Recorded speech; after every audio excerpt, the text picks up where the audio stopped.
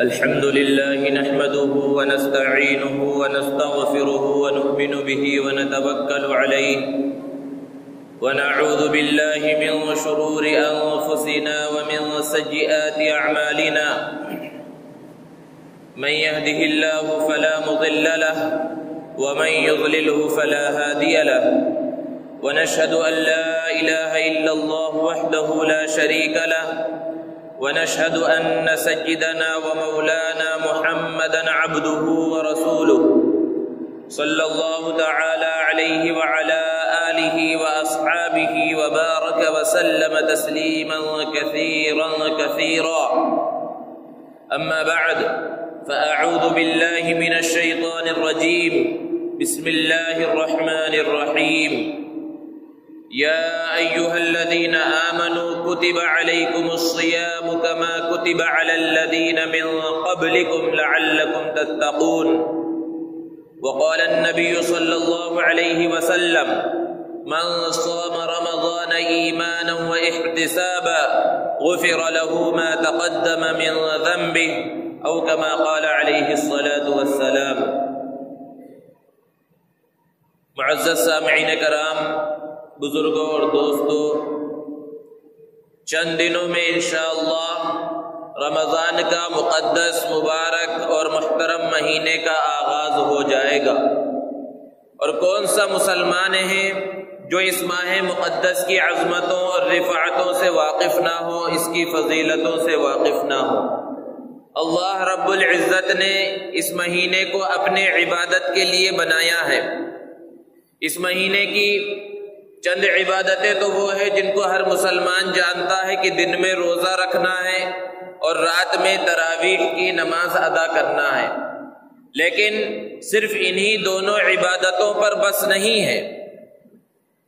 یہ بالکل صحیح بات ہے کہ رمضان کی عبادتوں میں سے روزہ اور تراویح اہم عبادت ہیں، لیکن اسلام اور یہ رمضان کا مقدس مہینہ ہم سے اس سے کچھ زیادہ کا مطالبہ کرتا ہے۔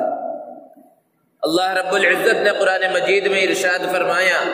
وَمَا خَلَقْتُ الْجِنَّ وَالْإِنسَ إِلَّا لِيَعْبُدُونَ، کہ ہم نے انسانوں اور جناتوں کو صرف اپنی عبادت کے لیے پیدا کیا ہے، یعنی انسان کی تخلیق کا مقصد ہی عبادت ہے، اصل مقصد عبادت ہے۔ جب اس بات کو بیان کیا جاتا ہے تو بہت سے لوگوں کو یہ شبہ ہوتا ہے کہ اگر انسان کی تخلیق کا، انسان کو دنیا میں بھیجے جانے کا مقصد اگر صرف عبادت ہی ہے تو پھر انسان کو پیدا کرنے کی ضرورت ہی کیا تھی؟ کیا اللہ کی عبادت نہیں ہو رہی تھی؟ فرشتے بہت بہتر انداز میں اللہ رب العزت کی عبادت کر رہے تھے۔ خاص طور پر یہ شبہ نئی تہذیب سے متاثر لوگوں کو ہوتا ہے اور وہ یہ اعتراض کرتے ہیں، اور یہ وہ اعتراض ہے جو اعتراض فرشتوں نے بھی کیا تھا۔ جب اللہ رب العزت نے ان کے سامنے کہا تھا کہ میں انسانوں کو پیدا کرنے والا ہوں اور انہیں اپنا نائب بنا کر زمین پر بھیجنے والا ہوں، تو فرشتوں نے کہا تھا نحن نسبح بحمدک ونقدس لک، کہ پروردگار ہم آپ کی کتنی اچھے سے عبادت کر رہے ہیں، پھر آپ ایسی مخلوق کو کیوں پیدا کر رہے ہیں جو زمین میں جا کر فساد مچائے، خون خرابہ کرے؟ اللہ رب العزت نے فرمایا تھا کہ جو میں جانتا ہوں وہ تم نہیں جانتے۔ دوستو، بے شک فرشتے ایک نورانی مخلوق ہیں، اور ایسی مخلوق ہیں جن کی صفت اللہ نے قرآن میں بیان فرمائی لا یعصون اللہ ما امرہم ویفعلون ما یؤمرون، کہ وہ اللہ کے کسی حکم کی خلاف ورزی نہیں کرتے، جو کہا جاتا ہے اس کو بجا لاتے ہیں، گناہ کا صدور ان سے نہیں ہوتا، گناہ کا داعیہ خیال ان کے دل میں پیدا نہیں ہوتا، انہیں کھانے پینے کی ضرورت نہیں ہے، وہ ہمیشہ اللہ کی فرما برداری، اللہ کی عبادت، اللہ کی اطاعت میں لگے ہوئے ہیں۔ بے شک وہ عبادت کر رہے ہیں، لیکن انسان کو جو اللہ نے پیدا کیا ہے اور اس کو جس عبادت کا مکلف بنایا وہ فرشتوں کی عبادت سے الگ ہے۔ دونوں عبادتوں میں زمین اور آسمان کا فرق ہے۔ کیونکہ انسان ساری ضروریات کے ساتھ اس دنیا کے اندر آیا ہے. اسے بھوک بھی لگتی ہے، اسے پیاس بھی لگتی ہے، اسے دنیا کمانے کی ضرورت بھی ہے، اسے حاجت ہے. اس کے دل کے اندر گناہ کا داعیہ بھی پیدا ہوتا ہے، گناہ کی خواہش بھی پیدا ہوتی ہے، گناہ کی طرف وہ قدم اٹھاتا بھی ہے. یہ سب کر کے اللہ کے ڈر اور اللہ کے خوف سے وہ گناہ سے بچ جاتا ہے. یہ اصل کمال ہے. فرشتے انہیں کھانے پینے کی ضرورت ہی نہیں ہے، انہیں بھوک ہی نہیں لگتی، انہیں پیاس ہی نہیں لگتی، تو اگر وہ کھا نہیں رہے، وہ پی نہیں رہے، تو اس میں ان کا کوئی کمال نہیں ہے. جبکہ انسان کو بھوک لگ رہی ہے، پیاس لگ رہی ہے، اب اللہ کا حکم آ گیا کہ اب کچھ دیر کے لیے مت کھاؤ مت پیو، اب اس نے کھانا پینا بند کر دیا. اس کے اندر کمال ہے. اس عبادت کے لیے اللہ رب العزت نے انسان کو پیدا کیا ہے. فرشتے گناہوں سے بچ رہے ہیں، اس کے اندر ان کا کوئی کمال نہیں ہے. انسان گناہ سے بچ رہا ہے، اس کے اندر انسانوں کا کمال ہے. اس لیے انسان کو اللہ نے وَلَقَدْ كَرَّمْنَا بَنِي آدم کہہ کر اشرف المخلوقات بنایا ہے. مثال سے اس کو سمجھا جا سکتا ہے کہ ایک نابینا آدمی ہو، جس کی آنکھوں کے اندر ظاہری روشنی نہ ہو، وہ دنیا اور دنیا کی چیزوں کو دیکھ نہ سکتا ہو، اور وہ نابینا ہونے کی وجہ سے، آنکھوں میں روشنی نہ ہونے کی وجہ سے اس نے کبھی کسی غیر محرم پر نگاہ نہیں ڈالی، کبھی اس نے فحش پروگرام نہیں دیکھا، کبھی اس نے ٹی وی انٹرنیٹ کو نہیں دیکھا، کبھی کسی غلط چیز کو نہیں دیکھا. تو یہ آدمی جو نابینا ہے ان سب گناہوں سے بچ رہا ہے. اس کے مقابل ایک آدمی ہے جو بینا ہے، صحیح سالم ہے، اس کی آنکھیں صحیح ہیں، وہ جو چاہے وہ دیکھ سکتا ہے، لیکن اللہ کے ڈر سے، اللہ کے خوف سے اس کے دل کے اندر جب غیر محرم کو دیکھنے کا داعیہ پیدا ہوتا ہے، اللہ کے ڈر سے اپنی نگاہ نیچی کر لیتا ہے. فحش پروگرام، غلط چیزوں کو دیکھنے سے بچ جاتا ہے اللہ کے ڈر اور خوف سے، غلط چیزوں کو نہیں دیکھتا اللہ کے ڈر اور خوف سے. تو بظاہر یہ دونوں آدمی، دونوں انسان گناہ سے بچ رہے ہیں. پہلا والا بھی ان گناہوں سے بچ رہا ہے، دوسرا والا بھی ان گناہوں سے بچ رہا ہے. لیکن پہلا نابینا جو ان گناہوں سے بچ رہا ہے، اس کے ان گناہوں سے بچنے میں اس کا کوئی کمال نہیں، کیونکہ اس کے اندر ان گناہوں کے کرنے کی صلاحیت ہی نہیں ہے. اور دوسرا جو آدمی جو صحیح سالم ہے، بینا ہے، آنکھوں میں روشنی ہے، اور پھر وہ گناہوں سے بچ رہا ہے، تو اس کا بہت بڑا کمال ہے، کیونکہ اس کے اندر ان سب چیزوں کے کرنے کی صلاحیت تھی. اللہ کے ڈر سے، اللہ کے خوف سے وہ ان گناہوں سے رک گیا. یہ اصل کمال ہے. حضرت یوسف علیہ السلام کو اللہ رب العزت نے ان کے پورے واقعے کو قرآن مجید کے اندر بیان فرمایا. ان کو جو ایک امتحان پیش آیا زلیخا کے مقابلے میں، ہر مسلمان اس سے واقف ہے جو قرآن پڑھتا ہے، تفسیر پڑھتا ہے، سنتا ہے. زلیخا کا واقعہ کہ زلیخا نے حضرت یوسف علیہ السلام کو گناہ کی دعوت دی. اللہ رب العزت نے قرآن مجید میں بیان فرمایا وَلَقَدْ هَمَّتْ بِهِ وَهَمَّ بِهَا کہ زلیخا کے دل میں گناہ کا خیال پیدا ہوا. اللہ رب العزت نے فرمایا وَهَمَّ بِهَا، حضرت یوسف علیہ السلام کے دل میں بھی گناہ کا خیال پیدا ہوا. اب بسا اوقات اگر اس کی تفسیر عام لوگوں میں کی جاتی ہے اور یہ ترجمہ کیا جاتا ہے تو بعض لوگ پریشان ہو جاتے ہیں اور کہنے لگتے ہیں کہ اس میں تو ایک جلیل القدر پیغمبر کی، ایک جلیل القدر نبی کی توہین ہے کہ اس کے بارے میں یہ کہا جا رہا ہے کہ اس کے دل کے اندر گناہ کا خیال پیدا ہوا. حالانکہ اللہ رب العزت اسی بات کو بتلانا چاہتے ہیں کہ گناہ کا خیال پیدا ہو اور آدمی گناہ سے بچ جائے، یہ کمال ہے. اگر حضرت یوسف علیہ السلام کے دل میں گناہ کا خیال پیدا نہ ہوتا،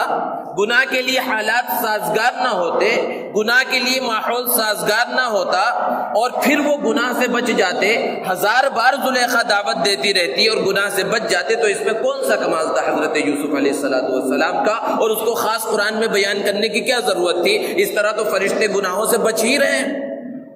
کمال تو یہ ہے کہ زلیخا کی طرف سے دعوت مل رہی ہے، حالات سازگار ہیں، کوئی دیکھنے والا نہیں ہے، کمروں پر تالے لگے ہوئے ہیں، ماحول سازگار ہے، دل کے اندر گناہ کا داعیہ بھی پیدا ہوا، گناہ کا خیال بھی پیدا ہوا. اب اللہ کے ڈر سے اور اللہ کے خوف سے حضرت یوسف علیہ السلام اس گناہ سے بچ گئے. یہ اصل کمال ہے، اور اس کمال کے لیے، اس طرح کی عبادت کے لیے اللہ رب العزت نے انسان کو پیدا فرمایا ہے. تو اللہ نے قرآن میں فرمایا وَمَا خَلَقْتُ الْجِنَّ وَالْإِنسَ إِلَّا لِيَعْبُدُونَ کہ انسانوں اور جناتوں کی تخلیق کا اصل مقصد ہی عبادت ہے، یعنی دنیا میں آیا ہی عبادت کے لیے ہے۔ تو ہونا کیا چاہیے تھا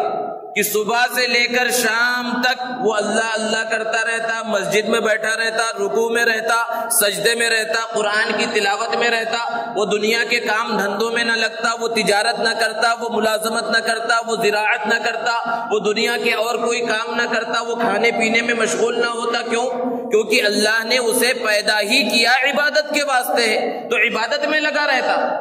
لیکن اللہ رب العزت کی رحمت پر قربان جائیے، اللہ رب العزت نے انسانوں کو پیدا تو کیا عبادت کے لیے، اور اصل تخلیق کا مقصد عبادت ہے، لیکن اللہ رب العزت نے دنیا میں انسان کو اجازت بھی دے دی کہ بھئی دنیا کے کام دھندوں میں لگو، تم کھاؤ بھی پیو بھی، دنیا کی ضروریات کو پورا کرو، دنیا کی ضروریات کو پورا کرنے کے واسطے تم تجارت کرو، ملازمت کرو، زراعت کرو، اور کوئی کاروبار کرو، ان سب چیزوں کی اللہ رب العزت نے اجازت دی۔ اللہ رب العزت جانتے تھے اس اجازت دینے کا نتیجہ کیا ہوگا۔ اللہ نے قرآن میں بیان فرمایا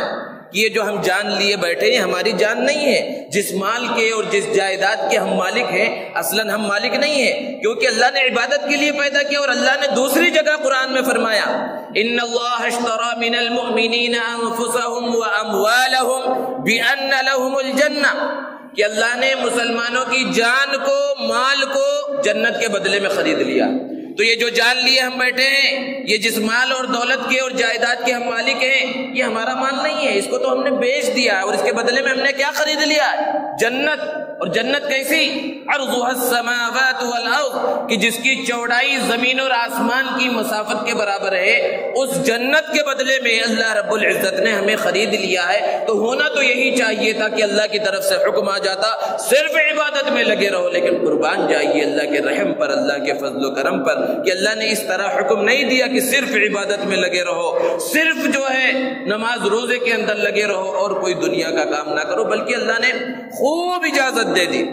بس تھوڑی سی شرط لگا دی کہ دنیا کے سارے کام دھندے کرو، کھاؤ پیو، اپنی ضروریات کو پورا کرو، بس 5 وقت کی نماز پڑھتے رہو، اور یہ کام کرتے رہو، یہ عبادتیں کرتے رہو، ان احکامات کو پورا کرتے رہو، اور یہ دیکھو بڑے بڑے گناہ ہیں اور یہ چھوٹے گناہ ہیں، ان گناہوں سے بچتے رہو، تم کامیاب ہو۔ حالانکہ مقصد تو تھا کہ پوری زندگی عبادت میں لگتی، لیکن اللہ رب العزت نے اجازت دے دی کہ دنیا کے سارے دھندوں میں لگو، بس یہ کام تم کر لو۔ تو جب اجازت مل گئی اور انسان کھانے پینے میں لگ گیا، دنیا کمانے میں لگ گیا، کیونکہ اللہ کی طرف سے اجازت ہے، اور اللہ کے رسول صلی اللہ علیہ وسلم نے فرمایا ہے طلب کسب الحلال فریضۃ بعد الفریضہ، کہ حلال روزی کا حاصل کرنا نماز جیسے فرائض کے بعد اہم فریضہ ہے۔ اب انسان دنیا کے دھندوں میں لگا، کاروبار میں لگا، ملازمت اور تجارت کے اندر لگا، تو اس کا نتیجہ کیا ہوا کہ انسان کے دل کے اوپر آہستہ آہستہ غفلت کا پردہ پڑ گیا، دلوں پر غفلت کے پردے پڑنے لگے، کیونکہ وہ عبادتوں سے دور ہے، کبھی کبھی مسجد آ رہا ہے، نماز پڑھ رہا ہے، لیکن پورا دل اس کا دل و دماغ تجارت پر، کاروبار پر، ملازمت پر، دنیا کے دھندوں پر، کھانے پینے پر لگا ہوا ہے، تو آہستہ آہستہ دلوں پر غفلت کے پردے پڑتے چلے گئے۔ اللہ رب العزت نے یہ جو مبارک اوقات اور مقدس گھڑیاں جو عطا فرمائی ہیں، دلوں پر سے انہی غفلت کے پردوں کو ہٹانے کے واسطے عطا فرمائی ہیں۔ انہی میں سے یہ رمضان کا مقدس مبارک اور محترم مہینہ بھی ہے، جو بڑا عظیم مہمان بن کر ہمارے سامنے ہمارے پاس آنے والا ہے، جس کی ہمیں قدر کرنا ہے کہ 11 مہینے تم اپنے کاروبار میں لگے رہے، اپنے دھندوں میں لگے رہے، تم ملازمت میں، تجارت میں اور دوسری چیزوں کے اندر لگے رہے، اس مہینے میں تم اللہ کی طرف رجوع کر لو، اور اس مہینے میں جو غفلت کا پردہ تمہارے دل کے اوپر پڑ گیا ہے، اس غفلت کے پردے کو دھو ڈالو، اپنے دل کو صاف کر ڈالو، اپنی تخلیق کے اصل مقصد کی طرف، عبادت کی طرف لوٹ آؤ۔ یہ اصل مقصد ہے رمضان کا، اور اس لیے اللہ رب العزت نے یہ رمضان کا عظیم اور مقدس اور مبارک اور محترم مہینہ عطا فرمایا۔ اللہ رب العزت نے قرآن مجید میں ارشاد فرمایا یا ایھا الذین آمنوا کتب علیکم الصیام کما کتب علی الذین من قبلکم لعلکم تتقون، کہ اے ایمان والو تم پر روزے فرض کیے گئے جیسا کہ تم سے پہلی امتوں پر روزے فرض کیے گئے ہیں، دنیا کے جتنے مذاہب ہیں، چاہے آسمانی ہو غیر آسمانی مذاہب ہو، ہر ایک کے اندر روزہ کسی نہ کسی طرح موجود ہے۔ انسائکلوپیڈیا آف بٹانیکا جو اس زمانے میں بڑے بڑے محققوں نے مل کر تیار کی ہے، لکھی ہے، اس کے اندر ایک محقق لکھتا ہے کہ بڑی تحقیق کے بعد، بڑی جستجو اور تلاش کے بعد آج ہم یہ بات کہہ سکتے ہیں کہ دنیا میں جتنی قومیں ہیں، جتنے مذاہب ہیں، ہر قوم میں، ہر مذہب کے اندر کسی نہ کسی انداز میں روزہ موجود ہے۔ آج 14 صدی گزرنے کے بعد، 1400 سال گزرنے کے بعد، آج کے بڑے بڑے محققین بڑی بڑی تحقیقوں کے بعد، لاکھوں کروڑوں روپیہ اس پر خرچ کرنے کے بعد آج یہ لکھ رہے ہیں کہ روزہ کسی نہ کسی شکل میں ہر قوم اور ہر مذہب میں موجود ہے۔ اور اللہ رب العزت نے 1450 سال پہلے محمد عربی صلی اللہ علیہ وسلم پر یہ آیت نازل فرمائی تھی کہ ہر قوم میں، ہر مذہب میں روزہ موجود ہے۔ تو روزہ تو ہر قوم میں، ہر مذہب میں موجود ہے، اور اس روزے کا مقصد کیا ہے؟ اللہ رب العزت نے بیان فرمایا لعلکم تتقون، تاکہ تمہارے دلوں کے اندر تقوی پیدا ہو جائے۔ روزے کا اصل مقصد ہے تقوی کا حصول، اور تقوی کیا چیز ہے؟ کوئی دکھنے والی چیز نہیں ہے۔ اللہ کے رسول صلی اللہ علیہ وسلم نے ارشاد فرمایا التقوی ہا ہنا، اشارہ کرتے ہوئے دل کی طرف، کہ تقوی تو یہاں ہوتا ہے، دل کے اندر ہوتا ہے، اور دل میں کیا چیز ہوتی ہے وہ دکھتی نہیں ہے۔ تقوی کے معنی ہے اصل میں اللہ کا ڈر، اللہ کا خوف، بچنا۔ کس چیز سے بچنا؟ اللہ کے ڈر اور اللہ کے خوف کی وجہ سے غلط کاموں سے بچنا، گناہوں سے بچنا، معصیت سے بچنا، نافرمانی سے بچنا، یہ اصل تقوی ہے۔ اور اس تقوی کو حاصل کرنے کے لیے روزہ یہ ایک سیڑھی ہے، زینہ ہے، کہ انسان جب روزہ رکھتا ہے تو اس کے ذریعے تقوی کا حصول ہوتا ہے، تقوی حاصل ہوتا ہے۔ روزے کی وجہ سے، روزہ رکھنے کی وجہ سے انسان کے اندر جو شیطانی طاقتیں ہیں اور گناہ کرنے کی طرف جو نفس بلاتا رہتا ہے وہ خود بخود تھوڑا کمزور پڑ جاتا ہے، اس لیے گناہوں کی طرف زیادہ رغبت نہیں ہوتی رمضان کے اندر۔ اور خود بخود یہ روزہ اپنی ذات کے اعتبار سے بھی تقوی حاصل کرنے کا ایک ذریعہ ہے، کہ ایک انسان چاہے جتنا ادنا درجے کا مسلمان ہو، وہ جب روزہ رکھ لیتا ہے تو کچھ نہ کچھ تقوی اس کے دل کے اندر پیدا ہو جاتا ہے۔ اس کو مثال سے علماء نے سمجھایا کہ ایک آدمی عام مسلمان، کم درجے کا مسلمان، جس کو دینداری کے اعتبار سے لوگ بڑا درجہ اور بڑا مقام نہ دیتے ہو، جب وہ رمضان میں روزہ رکھ لیتا ہے، سخت گرمی کا زمانہ ہو، سخت دوپہر میں سخت پیاس لگ رہی ہو، اور وہ اپنے کمرے میں موجود ہو، اور کمرے کی کنڈی بند ہو، دروازہ بند ہو، اور کمرے کے اندر فریج رکھا ہوا ہو، فریج کے اندر ٹھنڈا پانی بوتل کے اندر موجود ہو، دوسرے مشروبات موجود ہو، ٹھنڈا شربت موجود ہو، اب اس کے گلے میں کانٹے چبھ رہے ہیں پیاس کی وجہ سے، اب اگر یہ چاہے تو فریج کھولے اور ایک بوتل ٹھنڈا پانی نکالے، شربت نکالے اور پی لے، کسی کو کانوں کان خبر نہ ہو، نہ اس کے گھر والوں کو پتا چلے، نہ بیوی بچوں کو پتا چلے، اور شام میں پھر عام مسلمانوں کے ساتھ افطاری کے دسترخوان پر بیٹھ کر اللہم لک صمت وعلی رزقک افطرت کہہ کر روزہ کھول لے، کسی کو پتا نہیں چلے گا، لوگ اسے روزہ دار سمجھتے رہیں گے، اس کے گھر والے اسے روزہ دار سمجھتے رہیں گے، لیکن دل پر ہاتھ رکھ کر بتائیے کوئی مسلمان آپ کو ایسا ملے گا، ادنا درجے کا مسلمان جس نے سچے دل کے ساتھ، نیت کے ساتھ روزہ رکھ لیا ہو؟ کیا کوئی مسلمان ایسا ہوگا کہ بند کمرے میں جبکہ اس کے حلق میں کانٹے چبھ رہے ہیں پیاس کی وجہ سے، سخت دھوپ ہے، سخت گرمی ہے، کیا وہ ٹھنڈا پانی پی لیتا ہے؟ نہیں پیتا۔ کیوں نہیں پیتا؟ حالانکہ دنیا کی کوئی نگاہ نہیں دیکھ رہی ہے، گھر والے، بچے، بیوی کوئی نہیں دیکھ رہے، لیکن اس کے باوجود وہ پانی نہیں پیتا۔ کیوں نہیں پیتا؟ صرف اس وجہ سے کہ دنیا کی نگاہیں مجھے نہیں دیکھ رہی، یہ دنیا والے مجھے نہیں دیکھ رہے، لیکن ان کا پیدا کرنے والا مجھے دیکھ رہا ہے، اور یہی تقویٰ ہے۔ تو اس روزے کے ذریعے جو اللہ رب العزت نے فرمایا لعلکم تتقون، تاکہ تمہارے دلوں کے اندر تقوی پیدا ہو، اللہ کا ڈر، اللہ کا خوف پیدا ہو، اس روزے کے ذریعے یہ تقوی انسان کو حاصل ہوتا ہے۔ اللہ رب العزت نے قرآن مجید کے اندر ارشاد فرمایا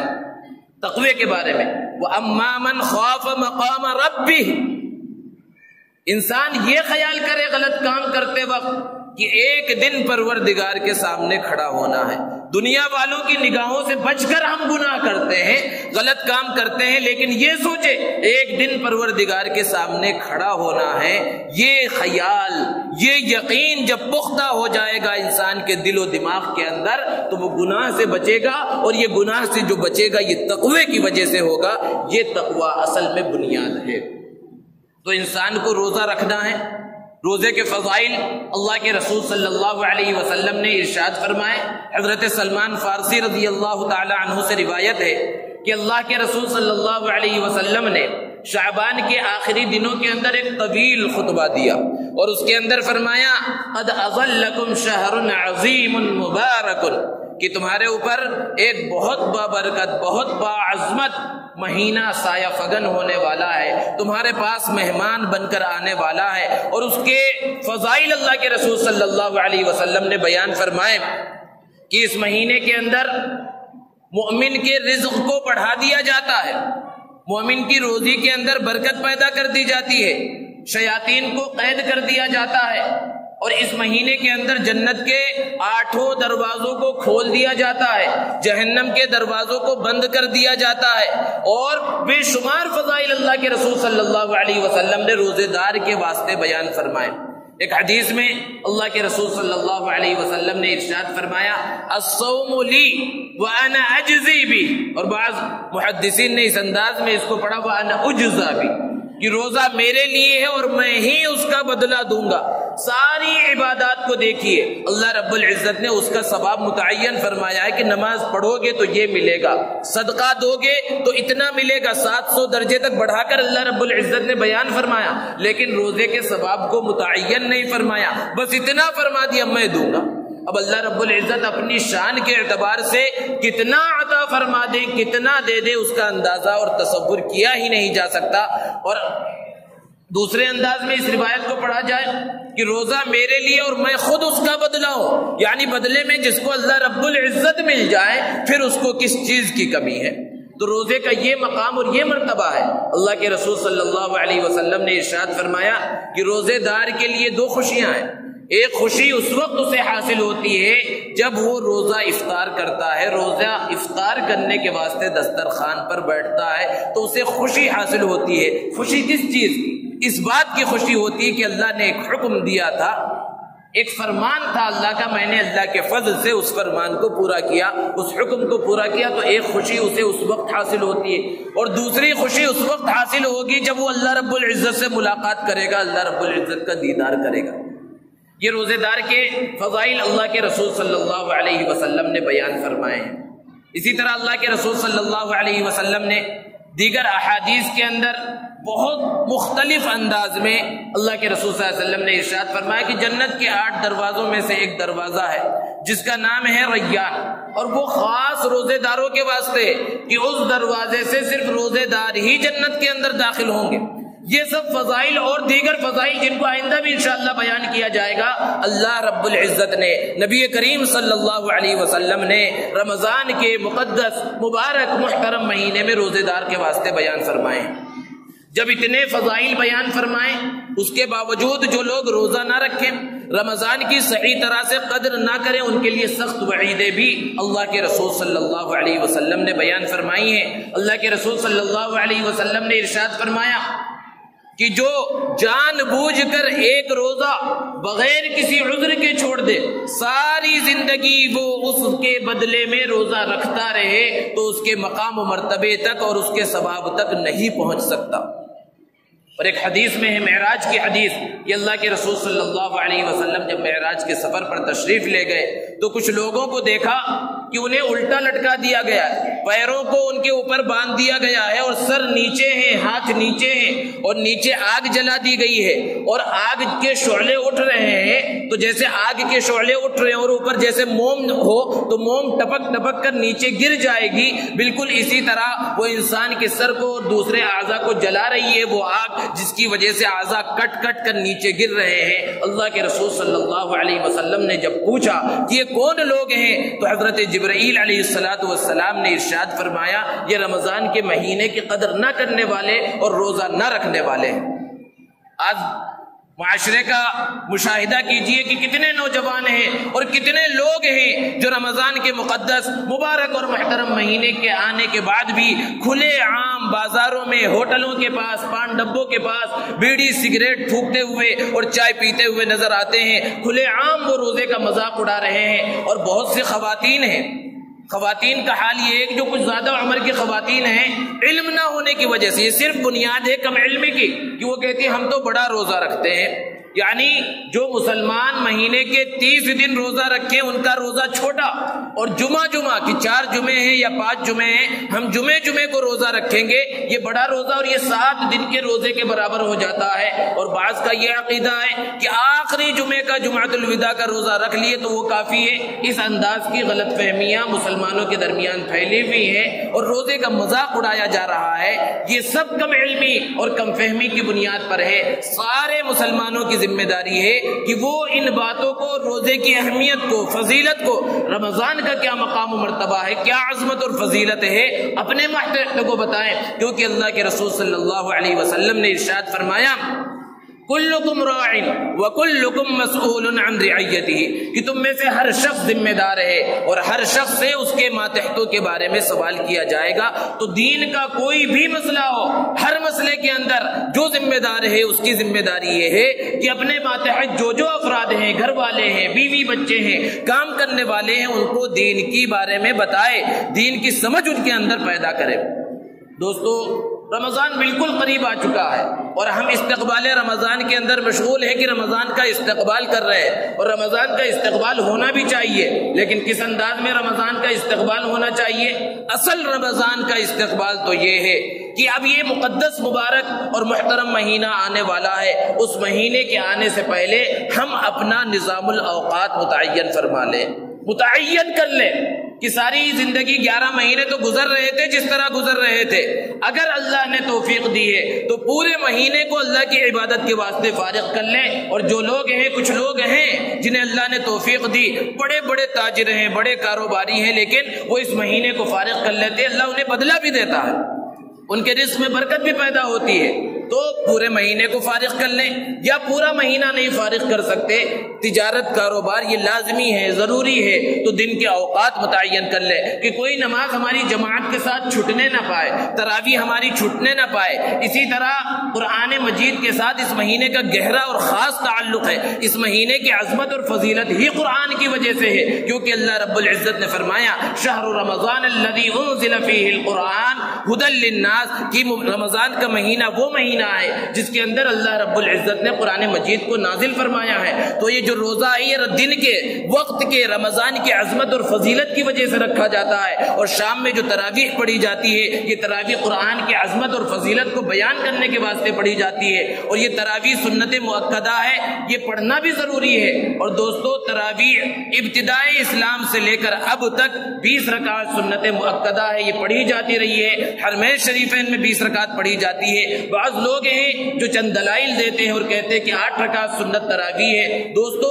حالات ایسے ہیں اور ہندوستان کا اور پوری دنیا کا ماحول ایسا ہے کہ آپس میں اختلاف کا اور لڑائی جھگڑے کا موقع نہیں ہے۔ اس مسئلے کو لے کر کہ تراویح 20 رکعت ہے یا 8 رکعت ہے، آپس میں بحث و مباحثہ کی بالکل ضرورت نہیں ہے۔ جو 20 پڑھتے ہیں وہ 20 پڑھے، اور یہ سمجھے کہ اللہ کے رسول صلی اللہ علیہ وسلم نے 20 پڑھی اور صحابہ نے 20 پڑھی ہے اور خلفائے راشدین نے 20 پڑھی، ائمہ اعظام سے 20 رکعت ثابت ہے اور شروع سے اب تک ثابت ہوتا چلا آ رہا ہے، لوگ پڑھتے آ رہے ہیں۔ اور جو 8 پڑھ رہے ہیں ان کے واسطے ان کے پاس جو دلائل ہے وہ 8 پڑھے، لیکن لڑائی جھگڑے کا ماحول اور خصوصاً رمضان کے مہینے کے آ جانے کے بعد بحث و مباحثہ اس مسئلے کو لے کر بالکل نہ کیا جائے۔ اللہ کی عبادت میں انسان مشغول رہے، گناہوں سے بچے، کہ سب سے اصل چیز ہے گناہوں سے بچنا۔ اگر انسان نے روزہ رکھ لیا اور وہ تراویح پڑھ رہا ہے، قرآن مجید کی تلاوت کے اندر لگا ہوا ہے، ذکر و اذکار میں لگا ہوا ہے، لیکن گناہوں سے نہیں بچ رہا ہے، تو ایسے روزے کا کوئی فائدہ نہیں۔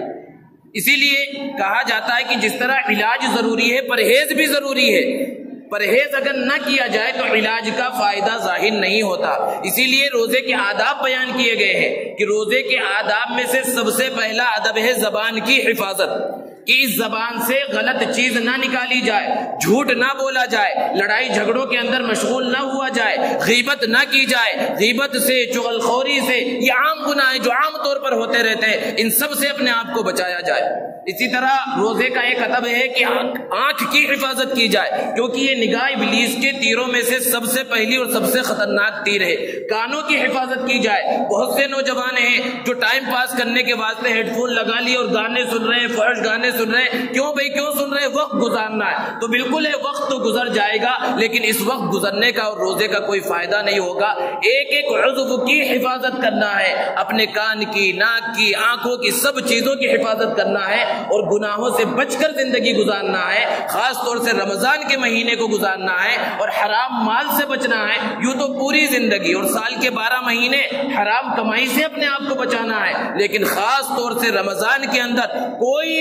لقمہ ہمارے پیٹ کے اندر حرام کا جانے نہ پائے، خاص طور پر اس کا خیال رکھنا ہے۔ کیونکہ اگر ہم نے گناہوں سے اپنے آپ کو نہ بچایا اور روزہ رکھتے رہے، تلاوت کرتے رہے، عبادت میں مشغول رہے، تو روزے کا جو اثر ہماری زندگیوں پر ظاہر ہونا چاہیے وہ ظاہر نہیں ہوگا۔ جیسے کہ انسان اس سخت گرمی سے بچنے کے واسطے گھر میں ایئر کنڈیشن لگاتا ہے، ایئر کنڈیشن کا کام کیا ہے کہ وہ روم کو، کمرے کو ٹھنڈا کرے، لیکن اس کے واسطے ایک اصول ہے کہ آپ کمرے کے دروازے کو، کمرے کی کھڑکیوں کو جب بند کریں گے تو وہ اے سی، وہ ایئر کنڈیشن آپ کے کمرے کو ٹھنڈا کرے گا۔ آپ نے ایئر کنڈیشن مہنگے سے مہنگا لگا دیا اور اس کے جو اصول ہیں اس پر عمل نہیں کیا، کھڑکیاں کھول دی، دروازے کھول دیے اور اب جا کر کمپنی میں شکایت کر رہے ہیں ہمارا کمرہ ٹھنڈا نہیں ہو رہا، تو آپ کو بے وقوف کہا جائے گا۔ بالکل اسی طرح ہم نے روزے کا ایئر کنڈیشن لگا دیا